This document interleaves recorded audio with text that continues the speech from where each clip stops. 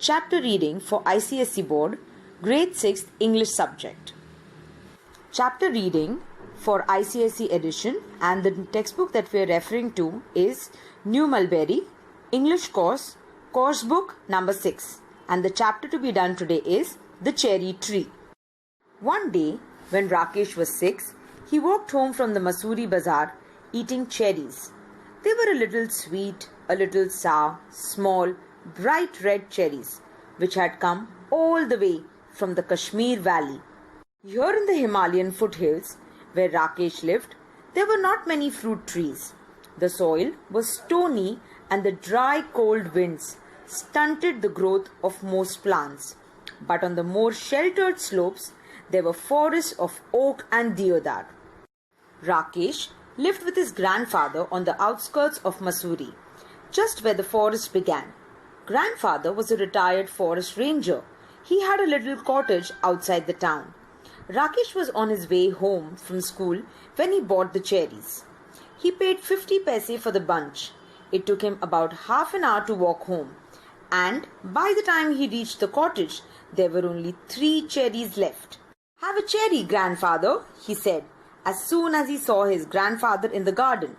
Grandfather took 1 cherry and Rakesh promptly ate the other 2. He kept the last seed in his mouth for some time, rolling it round and round on his tongue until all the tang had gone.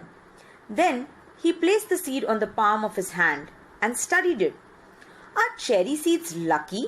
asked Rakesh. "Of course." "Then I'll keep it." "Nothing is lucky if you put it away. If you want luck, you must put it to some use." "What can I do with a seed?" "Plant it." So Rakesh found a small spade and began to dig up a flower bed. "Hey, not there," said grandfather. "I have sown mustard in that bed. Plant it in that shady corner where it won't be disturbed." Rakesh went to a corner of the garden where the earth was soft. He did not have to dig. He pressed the seed into the soil with his thumb and it went right in. Then he had his lunch and ran off to play cricket with his friends and forgot all about the cherry seed. When it was winter in the hills, a cold wind blew down from the snows and went woo, woo, woo into the deodar trees, and the garden was bare and dry. In the evenings, grandfather and Rakesh sat over a charcoal fire and grandfather told Rakesh stories. Stories about people who turned into animals, and in turn, Rakesh would read to him from the newspaper, grandfather's eyesight being rather weak. Rakesh found the newspaper very dull, especially after the stories, but grandfather wanted all the news. They knew it was spring when the wild duck flew north again, to Siberia. Early in the morning, when he got up to chop wood and light a fire, Rakesh saw the V-shaped formation streaming northwards and heard the calls of the birds clearly through the thin mountain air.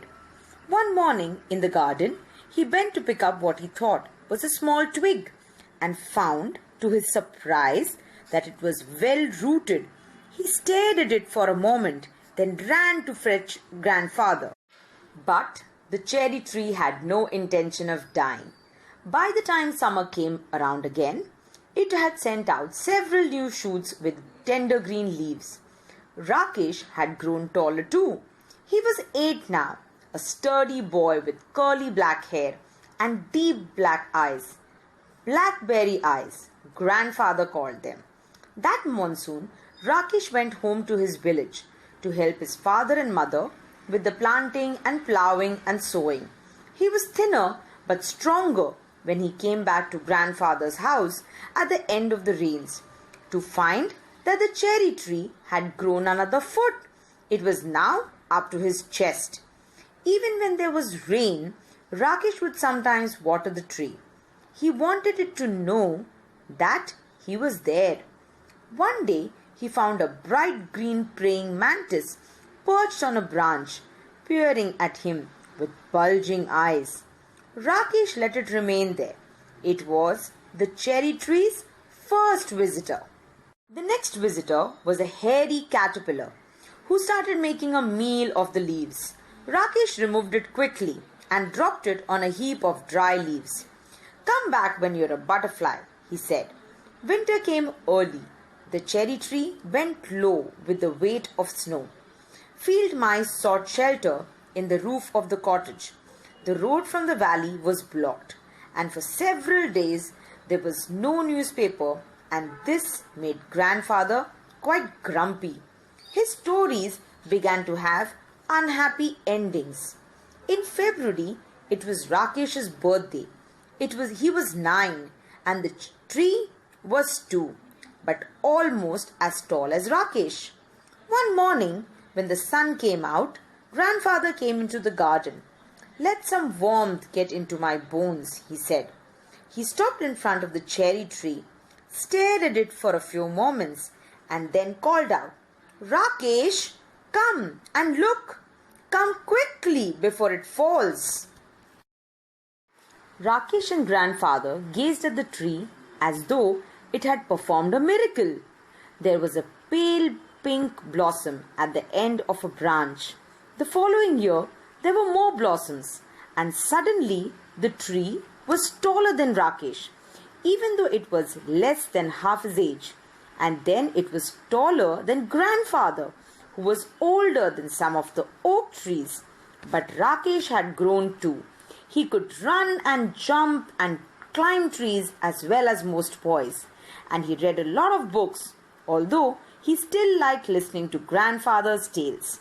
In the cherry tree, bees came to feed on the nectar in the blossoms, and tiny birds pecked at the blossoms and broke them off. But the tree kept blossoming right through the spring, and there were always more blossoms than birds. That summer, there were small cherries on the tree. Rakesh tasted one and spat it out. "It's too sour," he said. "They'll be better next year," said Grandfather. But the birds liked them, especially the bigger birds, such as the bulbuls and scarlet miniwits. And they flitted in and out of the foliage, feasting on the cherries. On a warm sunny afternoon, when even the bees looked sleepy, Rakesh was looking for Grandfather and couldn't find him in any of his favorite places around the house. Then he looked out of the bedroom window and saw Grandfather reclining on a cane chair under the cherry tree. "There is just the right amount of shade here," said Grandfather, "and I like looking at the leaves." "They're pretty leaves," said Rakesh, "and they are always ready to dance if there's a breeze." After Grandfather had come indoors, Rakesh went into the garden and lay down on the grass beneath the tree. He gazed up through the leaves at the great blue sky, and turning on his side, he could see the mountain striding away into the clouds. He was still lying beneath the tree when the evening shadows crept across the garden. Grandfather came back and sat down beside Rakesh, and they waited in silence until it was dark. "There are so many trees in the forest," said Rakesh. "What's so special about this tree? Why do we like it so much?" "We planted it ourselves," said Grandfather. "That's why it's special." "Just one small seed," said Rakesh, and he touched the smooth bark of the tree that had grown. He ran his hand along the trunk of the tree and put his finger to the tip of a leaf. "I wonder," he whispered, "is this what it feels to be God?" A little something about the author Ruskin Bond, born in 1934 in Kasoli, India. He now lives in Mussoorie. The first book he read as a child was Ali in Wonderland and Other Tall Tales. The Room on the Roof was published when he was 21 and was partly based on his experiences in Dehradun. Though he has authored several collections, Rusty's Adventures, The Panther's Moon, The Night Train at Deoli, and Our Trees Still Grow at Dehra are his most popular story collections. Thank you.